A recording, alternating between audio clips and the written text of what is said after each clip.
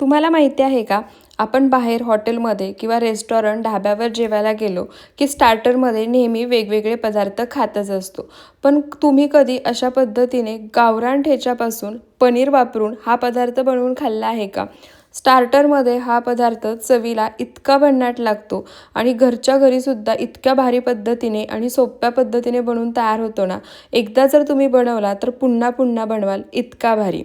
चला तर मग रेसिपीला पटकन सुरुवात करूया. पण त्याआधी रेसिपी व्हिडिओ जर तुम्हाला थोडासा जरी आवडला तर व्हिडिओला जास्तीत जास्त शेअर करा, एक लाईक नक्की करा आणि चॅनलला सबस्क्राईब करायला विसरू नका. सर्वात आधी आपण ठेचा बनवून घेऊया. त्यासाठी गॅसवर मी तवा गरम करायला ठेवला आहे. तवा गरम झाला की आता यामध्ये एक मोठा चमचा तेल घालायचं. तेल गरम झालं की अर्धा चमचा जिरे घालायचे. जिरे छान तडतडले की इथे मी 9 ते 10 हिरव्या मिरच्या घेतल्या आहेत, त्या घालायच्या आणि हिरवी मिरची हलकेसे डाग पडेपर्यंत तेलामध्ये भाजून घ्यायची. त्यानंतर इथे मी पाववाटी शेंगदाणे घेतले आहेत. चमच्याने म्हणाल तर 3 चमचे शेंगदाणे आहेत. ते सुद्धा हिरव्या मिरचीसोबत तेलामध्ये साल टचकेपर्यंत खमंग खरपूस असे भाजून घ्यायचे. तर इथे पहा, हिरवी मिरची आणि शेंगदाणे छान खमंग असे मी भाजून घेतले आहेत. तुम्ही हिरव्या मिरचीचा रंगसुद्धा पाहू शकता. त्यानंतर आता यामध्ये राहिलेलं साहित्य घालायचं. त्यामध्ये इथे मी 13 ते 14 लसणाच्या पाकळ्या, मुठभर कोथिंबीर घेतली आहे. कोथिंबीर अशा पद्धतीने देठासहित घ्यायची, म्हणजे पदार्थाची चव खूप छान लागते. त्यानंतर पुन्हा हे सर्व साहित्य मीडियम टू लो फ्लेमवर 2 ते 3 मिनटं छान असं भाजून घ्यायचं. तर इथे पहा, सर्व साहित्य मीडियम टू लो फ्लेमवर 2 ते 3 मिनटं आणखी मी छान असं भाजून घेतलं आहे. आता हे भाजून घेतलेलं सर्व साहित्य आपल्याला खलबत्त्यामध्ये काढून घ्यायचं आहे. जर खलबत्ता नसेल तर मिक्सरला जाडसर असं फिरवून घेतलं ना तरीसुद्धा चालेल. तर इथे पहा, भाजून घेतलेलं सर्व साहित्य मी खलबत्त्यामध्ये काढून घेतलं आहे. आता यामध्ये एक छोटा अर्धा चमचा किंवा चवीनुसार मीठ घालायचं आणि आता हे सर्व साहित्य जाडसर असं आपल्याला ठेचून घ्यायचं आहे. पूर्ण बारीक अशी पेस्ट याची तयार करायची नाही आहे, थोडंसं जाडसरच ठेवायचं आहे, ते मी तुम्हाला पुढे दाखवेन. तर इथे पहा, सर्व साहित्य मी खलबत्त्यामध्ये जाडसर असं ठेचून घेतलं आहे. तुम्ही या ठिकाणी पाहू शकता. या पद्धतीने जर तुम्ही मिक्सरला हे सर्व साहित्य फिरवून घेतलं ना तर हे असंच जाडसर ठेवायचं, पूर्ण बारीक अशी पेस्ट याची तयार करायची नाही. तर इथे आपला ठेचा तयार झाला आहे. आता काय करायचं, इथे मी लहान लिंबाची फोड घेतली आहे. 1 चमचाभर लिंबाचा रस बसेल एवढी ही फोड आहे. आता हा लिंबाचा रस या ठेच्यामध्ये घालायचा आणि मिक्स करून घ्यायचा. लिंबाचा रस ठेच्यामध्ये घातला की जो तिखटपणा असतो ना तो कमी होतो आणि त्यामुळे जे स्टार्टर आपण बनवणार आहोत ते सुद्धा तिखटाला कमी लागतं आणि खायलाही मजा येते. लिंबाचा रस घातल्यानंतर ठेच्यामध्ये एकदा हा एकसारखा मिक्स करून घ्यायचा. आपला परफेक्ट असा ठेचा तयार झालाय. आता हा ठेचा आपण एका डिशमध्ये काढून घेऊया आणि पुढची तयारी करूया. तर इथे मी पनीर ठेचा बनवण्यासाठी 200 ग्रॅम इतकं पनीर घेतलं आहे. आता या पनीरचे आपल्याला चौकोनी तुकडे करून घ्यायचे आहेत. तुम्हाला जेवढ्या आकारामध्ये हे चौकोनी तुकडे करायचे असतील ना तेवढे कमी जास्त आकारामध्ये करून घेऊ शकता. मी जास्त मोठ्या आकारामध्येही नाही किंवा जास्त लहान आकारामध्येही नाही, तर मध्यम आकारामध्ये या पनीरचे काप करून घेणार आहे. आता या राहिलेल्या पनीरचे कापसुद्धा मी याच पद्धतीने करून घेते आणि त्यानंतर तुम्हाला दाखवते.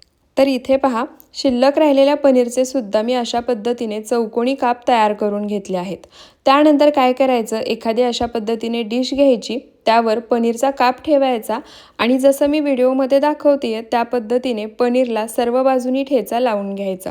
तुम्हाला जसं हे स्टार्टर तिखट बनवायचं असेल, कमी किंवा जास्त, त्यानुसार ठेचा तुम्ही पनीरला लावून घेऊ शकता. मी जास्त प्रमाणामध्येही नाही आणि कमी प्रमाणामध्येही नाही असा हा ठेचा या पनीरला लावून घेणार आहे.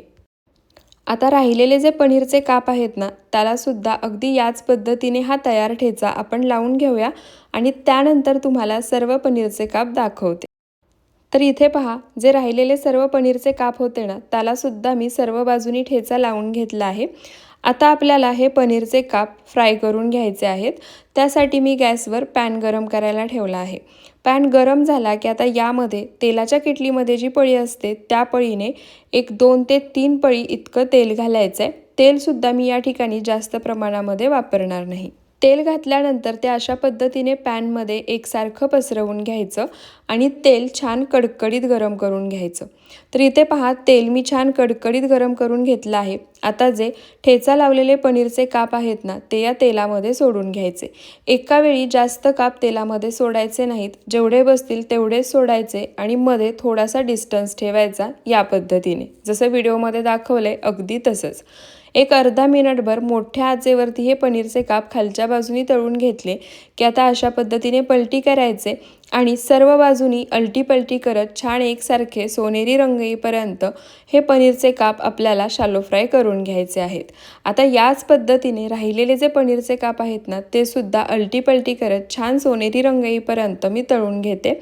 गॅसचा फ्लेम मीडियम टू लो ठेवायचा आहे। तर इथे पहा, राहिलेले सर्व पनीरचे काप अलटी पलटी करत छान सोनेरी रंग येईपर्यंत मी तळून घेतले आहेत। आता हे तळून घेतलेले पनीरचे काप मी एका ताटामध्ये काढून घेते।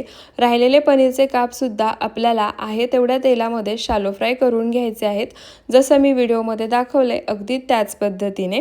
आता हे सुद्धा मी फ्राय करून घेते। सर्व पनीरचे काप फ्राय करून झाले की त्यानंतर तुम्हाला दाखवते। तर इथे पहा, सर्व पनीरचे काप मी फ्राय करून घेतले आहेत। अगदी परफेक्ट असं पनीर ठेचा बनून तयार झाला आहे। परफेक्ट स्टार्टर आहे, चवीला अप्रतिम लागतं। तुम्ही सुद्धा एकदा या पद्धतीने नक्की बनवून पहा। आणि यासोबत खाण्यासाठी मी हिरवी चटणी आणि चिंचेची चटणी मिक्स करून एक खास चटणी बनवली आहे। याची रेसिपीसुद्धा जर तुम्हाला हवी असेल तर ते मला कॉमेंटमध्ये नक्की सांगा। नक्की ही रेसिपी तुमच्यासोबत शेअर करेन। तुम्हाला जर आजचा हा रेसिपी व्हिडिओ थोडासा जरी आवडला असेल तर व्हिडिओला जास्तीत जास्त शेअर करा, एक लाईक नक्की करा आणि चॅनलला सबस्क्राईब करायला विसरू नका। पुन्हा भेटूयात अशाच साध्या सोप्या नवनवीन रेसिपी व्हिडिओसोबत। व्हिडिओ शेवटपर्यंत पाहिल्याबद्दल